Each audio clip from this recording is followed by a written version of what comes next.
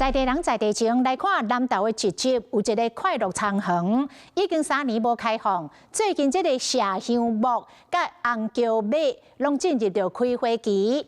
承租快乐餐园的业者讲，这个周末要免费来开放，互人入园来看花翕相。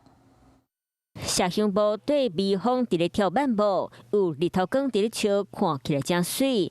把这集和平快乐餐园的业者戴先生用心制作，看到美丽景色，嘛将关系分享给乡亲游客来这看水。我自信我的麝香木可能是台湾颜色最漂亮的，因为我们种在土里面肥沃啦，还有水资源也够。业者戴先生因为兴趣，特别为日本引进粉红色的桥皮来种，即马嘛正伫咧开花，粉红色的花蕊，互大家看是心花开。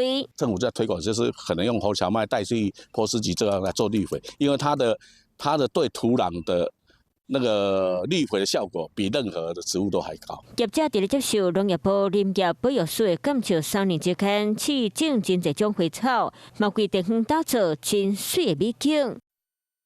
Hello， 大家好，我是林文。想要抢先掌握最及时的新闻资讯吗？赶快订阅、按赞、开启小铃铛，锁定华视新闻的 YouTube 频道。